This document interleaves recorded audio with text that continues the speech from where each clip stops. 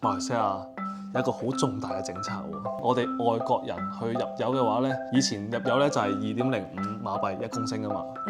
咁依家咧，我哋入油咧就係2個6啦。依家咧我哋就嚟到油站，今次咧就係加完價之後我第一次入油。油價加價會唔會對你嘅生活有影響咧？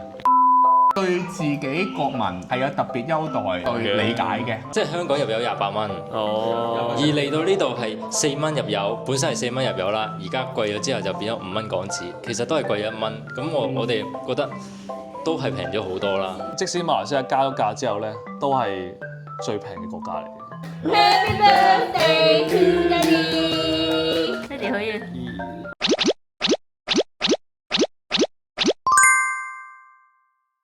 大家好，歡迎收睇《夫妻肺片》嘅哥。我係 Micky。咁我哋今日拍呢條片咧，就主要同大家一齊討論一下呢排咧馬來西亞有一個好重大嘅政策喎。我哋外國人嘅油價咧就加咗好多。其實咧呢個政策咧就係喺9月30號開始嘅。我哋外國人去入油嘅話咧，以前入油咧就係2.05馬幣1公升啊嘛。咁依家咧我哋入油咧就係2個6啦，2個6馬幣1公升。咁個加幅咧，都真係幾大下嘅。都有30%。你都知道嘅。係啦，咁啊足加咗成30% 啦。雖然咧個銀碼就唔係好大啦，但係個加幅咧都真係幾大下嘅。對馬來西亞本地人咧，咁咧其實都唔係話真係影響好大嘅，因為咧馬來西亞本地人咧就由2.05降到落去1.991公升。仲平咗喎。係啊，平咗6仙咁樣啦。其實我覺得呢個都唔係話好大影響，但係咧佢哋係有個配額嘅，每一個月咧就有300公升嘅限制。咁300公升係咩概念咧？以我哋自己嗰架車 Alpha 為例啦，咁咧我每一次入油大概係會入50零60公升，咁即係話咧係可以入滿5缸油。咁如果以呢個國民神車 Myvi 為例，咁 Myvi 嘅油缸咧係40公升，當佢每一次都入40公升好啦，都要入7.5次先入得晒。哇！咁咪真係要入好多油咯。我哋而家1個月就入2缸油左右啦。2至3缸咯，因為我哋都唔係話經常出去揸車出去好遠嘅地方啊，多數都係周邊咁樣10公里以內咁樣，係咯，咁啊用油咧就比較少啲。係啊，但係咧，你覺得300公升會唔會對呢個本地人有影響咧？一個普通家庭就應該係用唔晒嘅，因為咧，如果以一個4人家庭嚟講咧，嗱，阿爸阿媽都有300 lit 啦，再加埋2個仔女，哇！一家人有1200 lit 喎。係啊，咁啊真係都幾多嘅。好多喎，其實用唔晒咯，即係除非你係一啲做揸車啊、Grab 啊、租車公司啊，應該就會有影響。又或者係做運輸嗰種。咁我計一計先，即係如果當你 Myvi 啊真係，咁 Myvi 1缸油可以行到差唔多400幾500公里，我當佢係500公里啦。咁你入7.5缸油，成3850公里喎。1個月揸唔揸到3000幾公里？即係可以來回吉隆坡同檳城10次，11次、12次都有。我哋講一講呢個對我哋外國人係咪真係影響咁大咧？呢樣嘢真係要值得去討論嘅。咁我哋每次入油咧就係大概100蚊鬆少少馬幣，當你當81蚊到啦。係啦，咁但係咧最近一次我入油咧就要差唔多成100蚊。依家咧我哋就嚟到油站，今次咧就係加完價之後，我第一次入油，係啦。咁依家咧個價錢咧就已經大家望到係已經升到去2個6一升嘅啦。咁97嘅汽油咧就係3個2。好，依家就睇下先。呢間呢個過程同之前一樣。好啦，依家咧就入完油啦，就 total 入咗56 lit。咁依家個價錢咧就係147蚊左右，即係貴咗30蚊馬幣咯，貴咗30零蚊馬幣咯。即係可以食一個麥當勞餐，又或者食一次 Canton Eye 嘅下午茶。咁其實咧，我又覺得真係冇乜影響嘅。我都覺得冇乜影響，因為平時入油同俾錢嗰個都唔係我。哦，多謝你。係咯，即係如果當你入3缸油啦，跟住嗰1個月嘅生活成本可能就多咗100蚊馬幣，鬆啲咁樣咯。係。其實呢樣嘢就對我哋嚟講就冇乜影響嘅。係係啦。但係你字面上咧話加咗30%咧，你又好似好多咁樣。但係其實都係幾十蚊馬幣左右。同埋我有一點我想同大家講咧，就係即係呢一加完價之後咧，其實咧馬來西亞嘅油價咧依然係成個東南亞地區數一數二最平嘅地方嚟嘅。咁最平嘅地方喺邊度？文萊。點解你會知嘅？你好有學識喎！一上網 search 就總之可能馬來西亞都係屬於幾平嘅一個國家啦，所以我覺得咧油價加完之後咧，其實就對我哋個生活成本嚟講咧，其實冇乜影響嘅。不過咧，我最近睇啲人嘅評論啦，咁有啲陪讀家長咧就覺得，加咗30%對佢哋好不利，因為咧佢哋話如果咁樣計法啦，一年咧佢哋可以慳翻一張翻去中國嘅機票。都係喎，諗下，即係如果一個月100蚊啦，多咗，咁一年就多咗1200蚊馬幣。咁啊係。如果一計翻一年嘅話，就有少少影響咯。我諗，其實咧，你真係去呢個國家生活咧，我覺得你基本上個成本其實都好低。我上網咧就做過一啲 research 啦，咁咧就揾咗一啲熱門國家嘅油價啦。係啦，咁你估下咧，其實邊一個國家先係最貴油價嘅地方咧？香港。係啦，咁我哋香港咧就真係個油價咧係世界 No.1 啊！係咁依家市面上油價咧大概27-28蚊1公升到啦。係。咁但係我哋可能有少少嗰啲折扣啦，油卡嗰啲折扣啦，咁扣到嚟都23-22蚊1公升，因為我講緊港幣啦。係啦，咁咧就係最貴嘅。咁最平咧，你知唔知係咩咧？文萊。唔係，咁文萊冇香港人過去住噶嘛，係嘛？即使馬來西亞加咗價之後咧，都係最平嘅國家嚟嘅。應該係講緊1.8磅1公升，即係18蚊港。18蚊港紙1公升。咁美國咧就係8毫子美金左右，6個幾港紙咯，其實都幾平㗎。咁加拿大咧就係1個2美金1公升，8個幾9蚊咁樣咯。係啦。咁咧澳洲咧就都係相對嚟講咧都係唔係好貴嘅，咁就1個6澳紙。但係澳洲好搞笑喎，佢嘅油價唔係有一個 standard price 去控制嘅，佢就算係同一個牌子嘅油啦，可能 Shell 咁樣啦，但係佢去到唔同嘅地方，佢都係唔同價錢嘅喎，可能3公里以外、10公里以外又係一個價錢。係咯，點解會咁搞笑嘅？我諗相信咧，除咗馬來西亞同香港之外咧，其他國家咧唔同地方嘅油價應該都係唔同嘅。你咪好幸福咯，其實。美國咁梗係啦。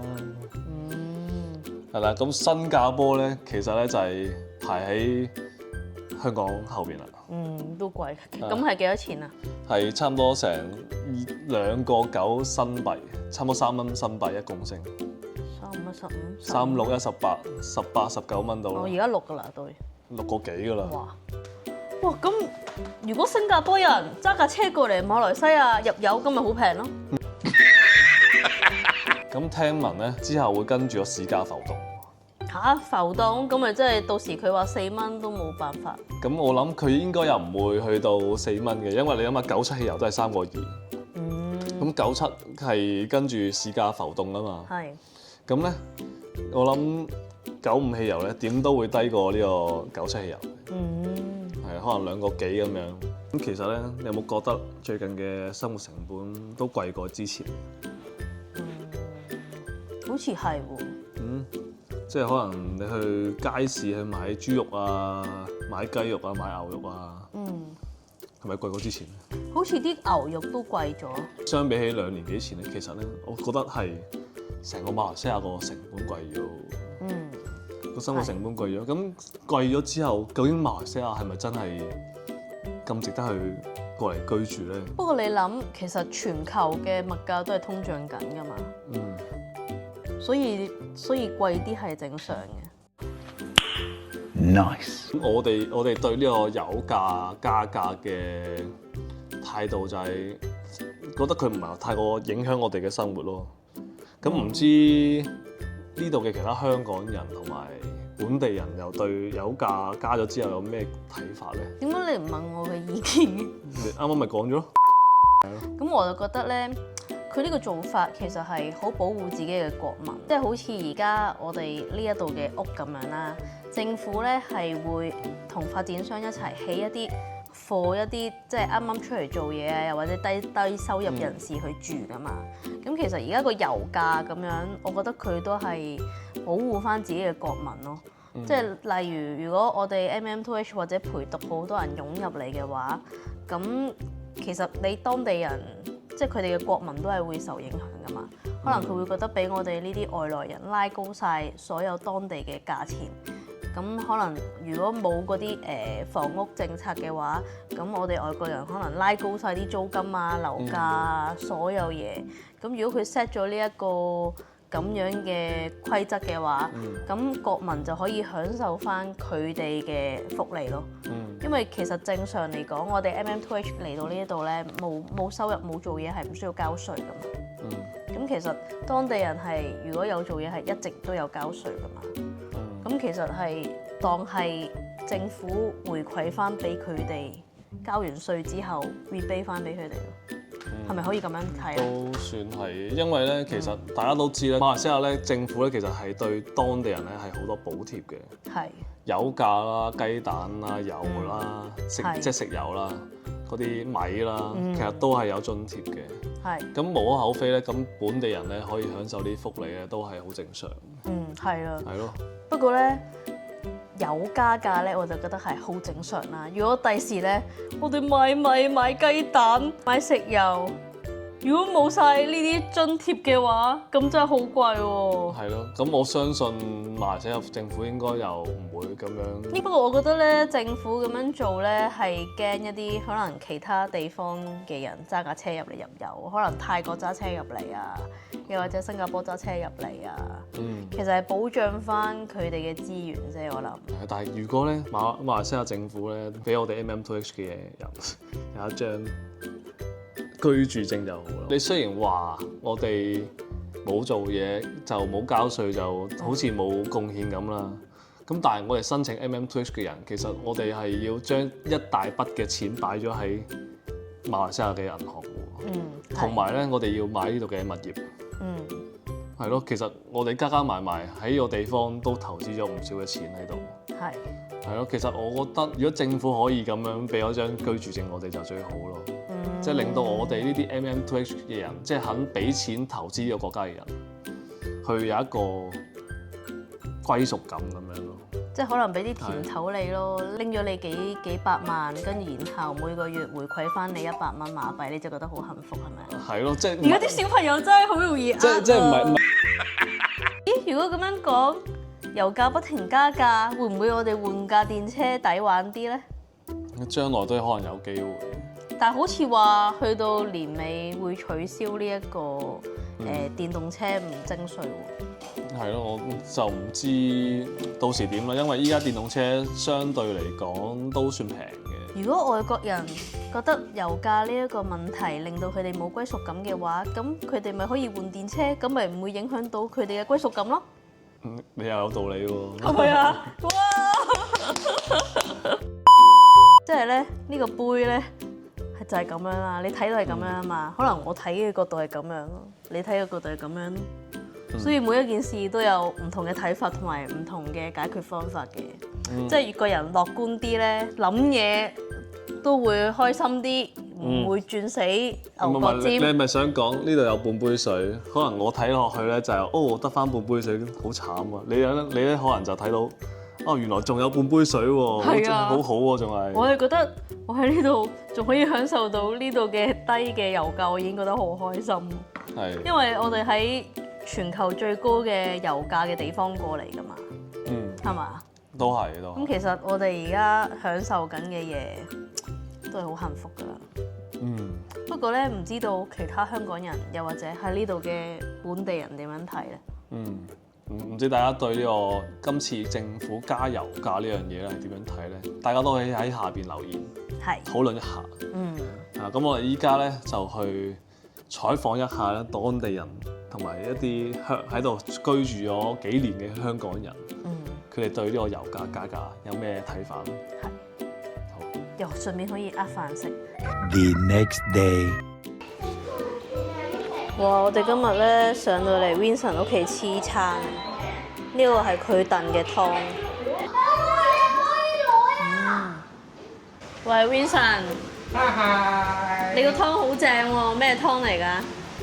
有北皮、黨參、杞子、當歸，你噏得出嘅嘢都要。你咪被撈做廚師啊？之前我都想，我都想。唔係，咁冇嘢搞，咪搞下嘢食，古靈精怪咯。炒完股票炒菜啊？咁咪都得嘅，都得嘅。咁古靈精怪咁煲湯俾阿老婆飲，煲湯俾你哋飲啊。呢個咧係我第一次見到雞蛋殼剝出嚟嘅皮蛋，香港冇嘅，係咪香港冇嘅其實？我香港都未見過。香港未見過皮，你嗰隻蛋係點嘅樣啊？你講個包裝啊？係啊，唔係喎，係個雞蛋咯。哦，其實佢係個原裝包裝嚟嘅。其實佢係因為其實雞蛋咧，相對地其實冇咁香嘅。係。但係咧，佢就因為我攞嚟煮金文蛋燕菜咧，我就想佢實啲。係。咁啊，所以咧佢就冇咁化咯。其實相對地，中意食嘅人咧應該食鴨蛋嘅。雞蛋係似一皮冇咁香，但係因為佢煮得實在啲嘛，切出嚟。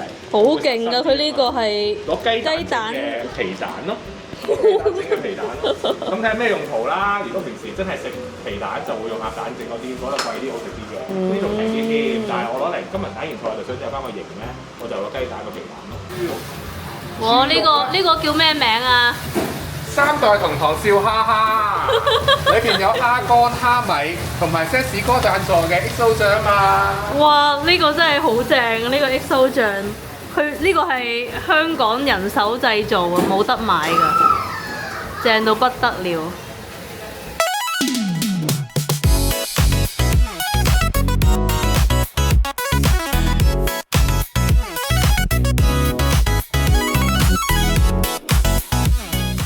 呢個蒸蛋好正喎，Eden 好中意食喎。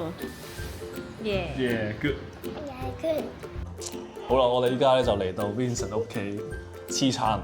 行嚟黐下咯，幾時都歡迎啊！其實我哋而家諗住做一條馬來西亞加澳洲嘅比較，你覺得馬來西亞其實同澳洲有咩分別？差好遠係嘛？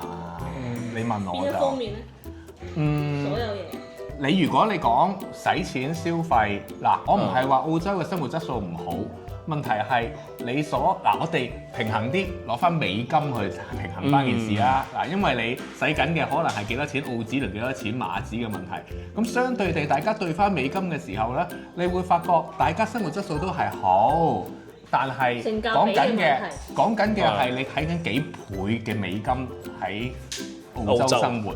係好貴，來一個好好嘅生活嗱，你都嗌貴啦，好貴。我第一次喺阿 Vicky 姐，我就聽到貴呢個字啊！真係好貴，真係好貴。係啦，嗱咁所以其實就呢度嘅性價比，我會覺得完全係高嘅。咁同埋我覺得澳洲食嘢都開心㗎。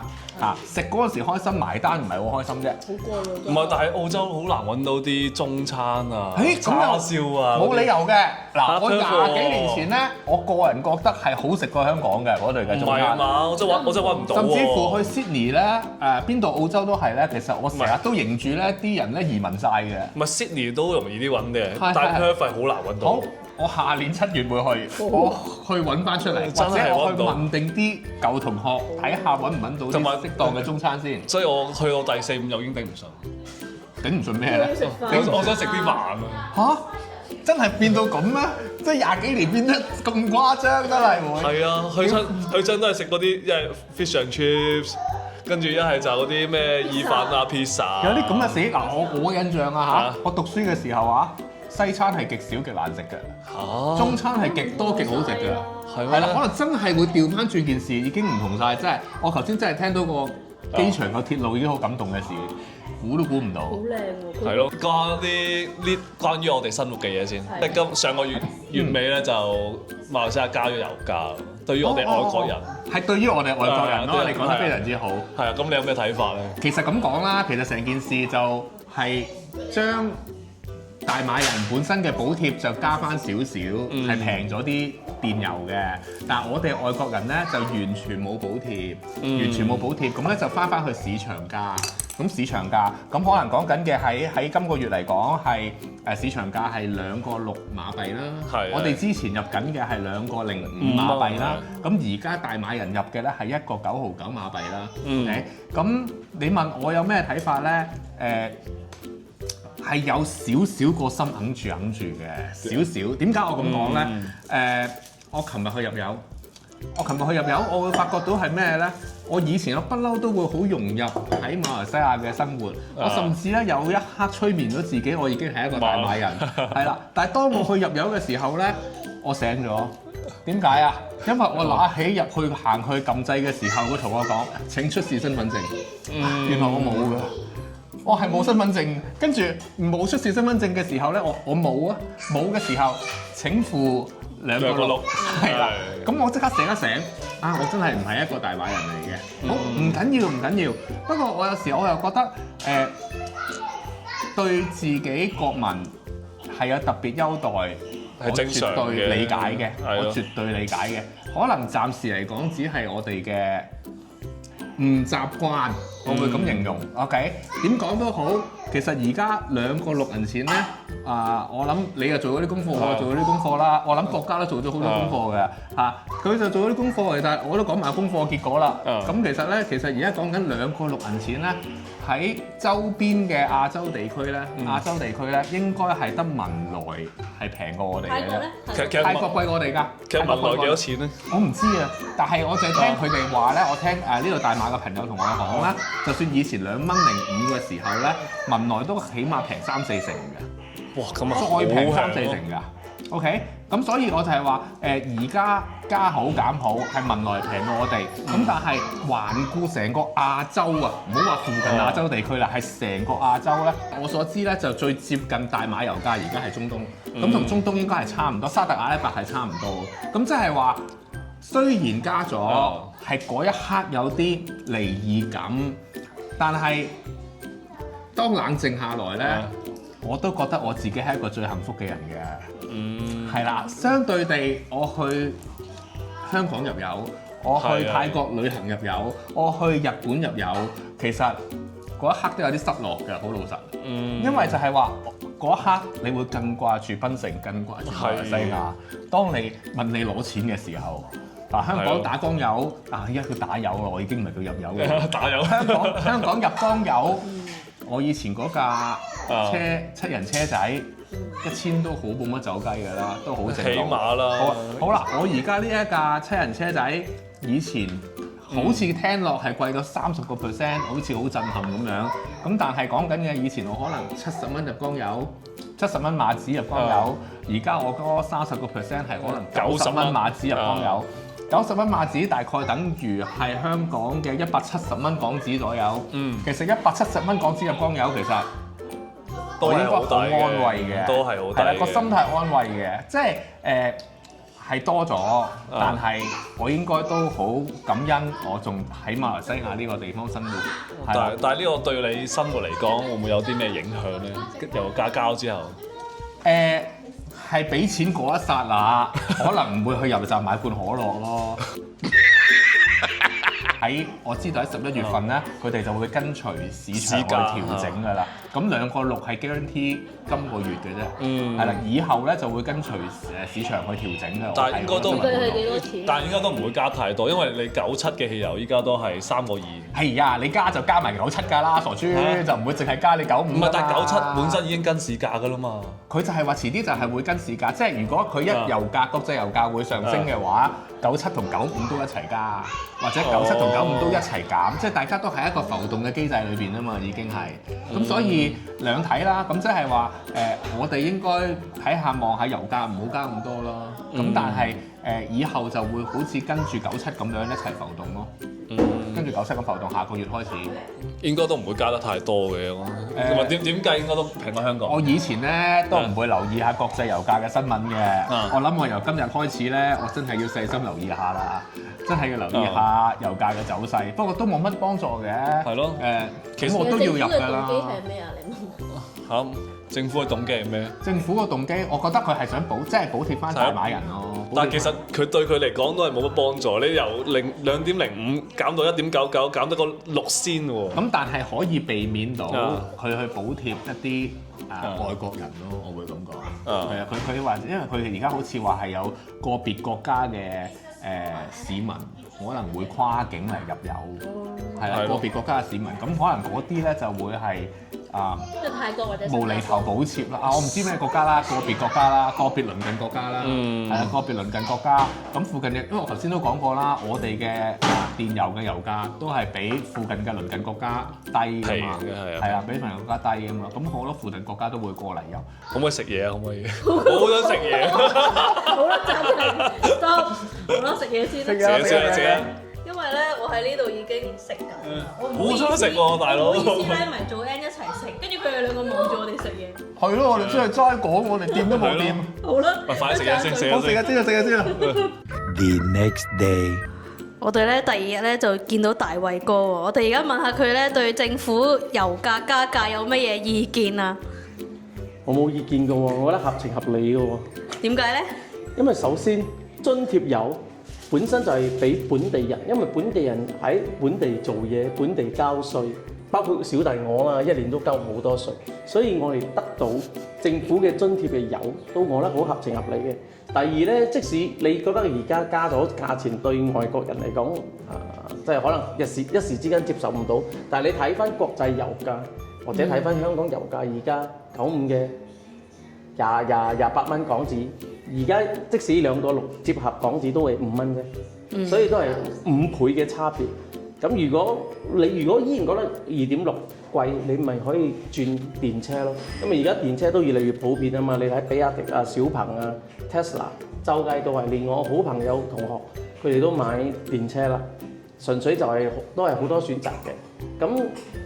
咁對我嚟講，呢個幅度唔係話2蚊直接變成4蚊或者變成5蚊，佢哋係 adjust 翻比較合情合理嘅價格。油價加價會唔會對你嘅生活有影響咧？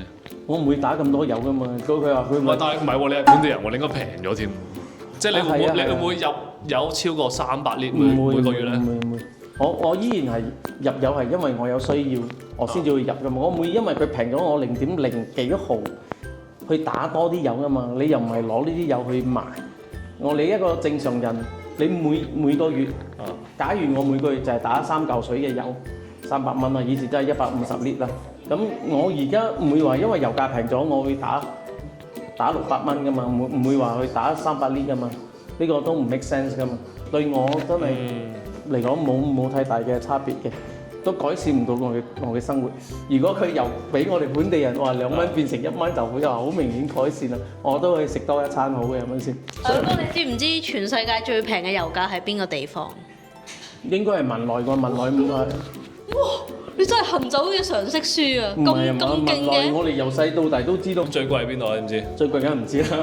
就係香港啊！香港啊！香港係因為香港完全係進口油啊嘛。如果你睇國際油價，全世界嘅仲都係貴過馬來西亞好多。但係佢哋唔係喺新山嗰度可以打翻馬來西亞啲人，梗係唔得啦！好似話佢哋唔係偷偷地打咯，冇俾人捉到咪冇事咯。所以李光耀講過㗎嘛，你可以做任何嘅壞事，只要唔好俾人哋捉到就冇事。即係佢哋都係。喂，呢個金句嚟㗎。nice。又有金句。呢個係李光耀先生講過㗎嘛。佢哋打97定97？佢哋一定要打97嘅新加坡車，即使係馬來西亞人揸住新加坡車，你都淨係可以。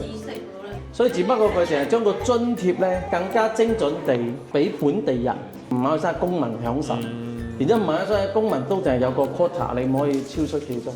你哋又點睇咧？你哋啱啱申請咗 MM2H，突然之間個油價又加咗。其實我覺得冇乜差別喎，2蚊同2.6其實真係冇乜。唔係，你可以食餐飯，其實馬來西亞人係真係可以慳到唔少錢。唔係，我覺得如果你係本地出世嘅話，可能個 gap 會好大嘅，即係2蚊到2.6，可能幾十 percent 嘅差距。30% 啊！但係如果喺我哋香港過嚟嚟講，就係28蚊變成4蚊或者係變成5蚊嘅差別嘅啫。即係差個1蚊1個幾咁樣，咁我就覺得 OK 咯，冇乜。因為我入油嘅時候咧，入完油之後嗰個有個入油嗰人就行埋嚟話：Do you have IC card？我話 No IC card，I come from Hong Kong。你而家一個月會入幾多缸油啊？即係會入幾多升到咧？升㗎，入4-5次到咯。一個月入4-5次油咯。你個油缸都好似有55 lit 嘅喎。我打爆好似80蚊馬幣，80零蚊馬幣。半缸油就40-50蚊到咯。我哋係由嚟香港揸唔到車到呢度可以揸到車，我哋已經覺得好 thankful 㗎啦，好開心㗎。就冇再計呢個6毫子嘅差距。頭先咧，大家已經聽咗唔同嘅人嘅意見啦，有我哋香港人嘅代表 Vincent 啦，有本地人嘅代表大偉哥啦，仲有我哋嘅妹夫阿輝霆。好啦，我哋今日呢個討論咧就到呢度就差唔多完結啦。唔知大家對呢個油價上升有咩睇法咧？咁大家都可以喺下邊咧留言討論嘅。好啦，咁今日呢條片咧就到呢度完結啦。如果大家中意條片咧，直接俾個 like 啦，未訂閱我哋朋友咧就記得訂閱我哋啦。同埋記得撳埋個鐘仔啦，我哋有最新影片你就會收到通知噶啦。好啦，我哋下一條片再見啦，拜拜。I don't know 食雪糕，食雪糕，食雪糕，食完鬆糕食雪糕，食雪糕，食雪糕。Happy birthday to Daddy. Happy birthday to Daddy. Happy birthday to Daddy. Happy birthday to 我睇電視嘅。Happy birthday to Daddy. 謝謝 Daddy 啊，依蘭。Kiss Daddy. Only kiss Daddy. Only kiss. Only kiss Daddy. Okay. Kiss Daddy again。 Okay. 做怪獸叫喎佢。Daddy 許願啦。Daddy 許願。哇，睇住。 1、2、3。哇！點解係你吹嘅？嚇？It's not your birthday. It's the birthday? Yes. 你話爹哋生日快樂啊！ Daddy 生日快樂。謝謝。